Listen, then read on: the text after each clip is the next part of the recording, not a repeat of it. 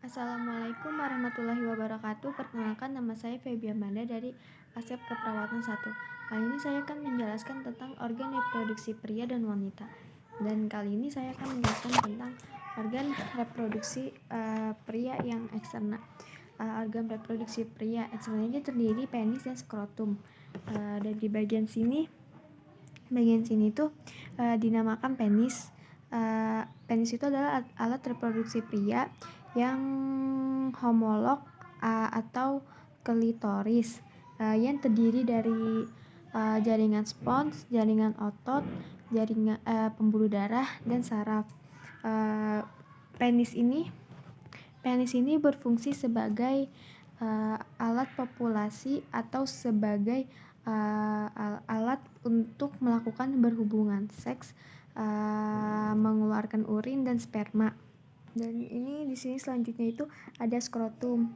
Skrotum ini sebagai jaringan yang berpigmen, sebagai suatu kantong yang berpigmen yang terdiri dari otot polos, jaringan ikat dan lapisan kulit.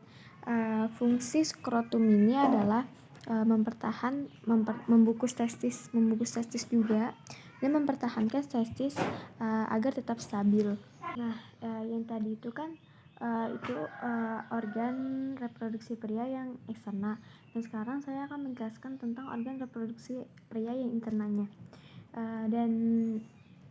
Organ reproduksi pria interna itu terdiri dari testis, vas deferens, uretra, vesika seminalis, kelenjar prostat, dan kelenjar bulburetra. Dan yang pertama itu ada testis. Testis itu terdapat di dalam klostum. Dalam klostum yang ini, testis itu berbentuk oval, panjangnya 4,5 cm, berdiameter 2,5 cm.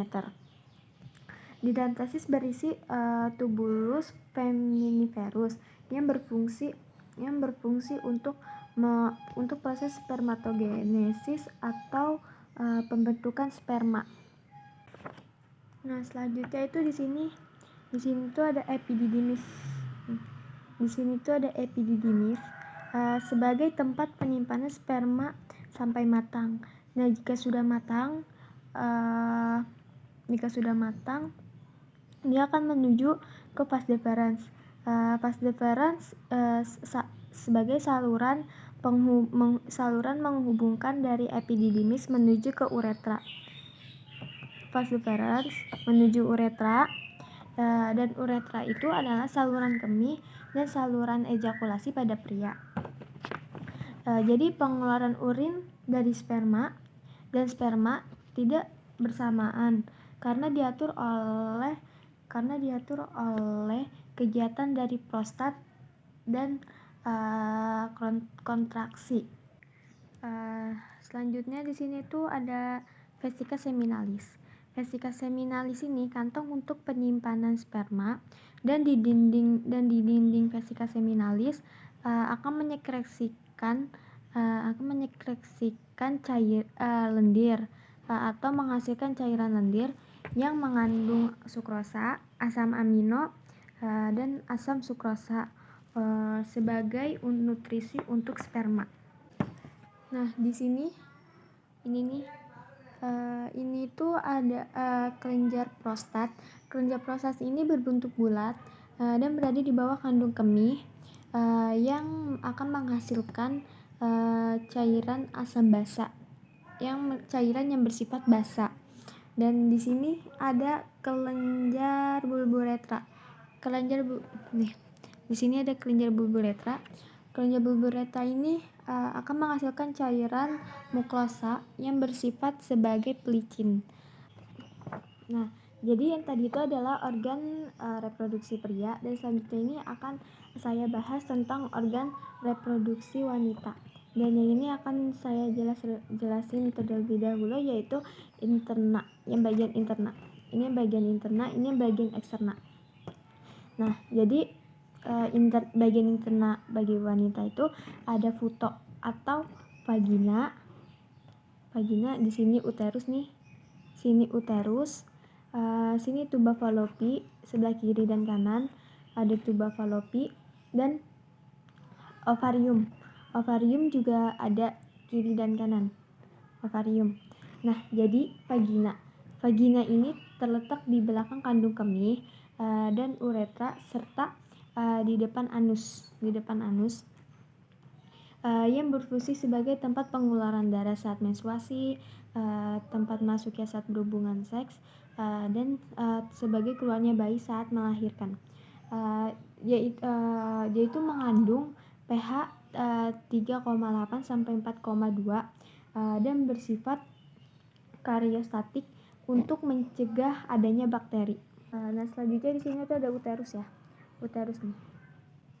Uterus ini terletak di rongga pelvis di antara kandung kemih dan rektum. Uterus itu terdiri dari 3 lapis, yaitu lapisan luar premetrium, lapisan tengah memotrium yang tersusun dari otot polos, pembuluh darah, pembuluh limfa, dan saraf. Dan yang ketiga itu ada bagian dalam. Bagian dalam itu endometrium yang mengandung pembuluh darah dan lapisan epitel. Dan selanjutnya di sini ada tuba falopi. Ini ya. Tuba falopi ini sepasang kanan kiri yang menghubungkan antara ovarium dan uterus yang panjangnya itu sekitar 10 cm. Nah, di sini nih yang di ujung tuba falopi ini dinamakan fimbriae. Fimbriae ini berfungsi untuk menangkap ovum. Nah, jadi tuh selanjutnya tuh di sini tuh ada ovarium. Ovarium itu sama sepasang kanan dan kiri. Dia itu akan menghasilkan ovum atau sel telur dan akan menghasilkan hormon estrogen dan progesteron. Dia itu di sini tuh terdapat di tengah ini nih. Tengah ini terdapat medula. Medula itu terdiri atas jaringan fibrosa, pembuluh darah, dan saraf. Nah, sekian dari bagian internanya yang terdiri dari puto, vagina, uterus, tuba falopi, dan ovarium. Selanjutnya itu di sini itu ada labia mayora. Labia mayora ini memiliki 2 lipatan besar jaringan lemak yang banyak mengandung subarsea. Dan di sini tuh ada labia minora. Labia minora ini memiliki 2 lipatan kecil kulit tipis dan yaitu yang terletak antara labia mayora. Dan itu ada klitoris. Klitoris ini banyak mengandung pembuluh darah yang merupakan tempatnya itu sangat sensitif. Nah, selanjutnya itu di sini ada intrans vagina. Maaf ya kalau kecil. Intrans vagina ini letaknya di belakang orifisium uretra. Dan di sini ada himen. Himen ini melindungi vagina dan organ interna. Dan di sini itu ada kelenjar Bartolini nih. Maaf ya kalau nggak kelihatan. Di sini ada kelenjar Bartolini yang berada dekat lubang vagina. Dia itu berbentuk seperti kacang polong. Dan akan menghasilkan lendir sehingga menjaga vulva agar tetap lembab saat melakukan hubungan seks. Dan di sini ada perineum kulit yang memanjang dari dasar dia manora sampai ke anus, yaitu yang tersusun atas jaringan ikat, otot dan lemak. Sekian dari saya tentang organ reproduksi internal pria dan wanita.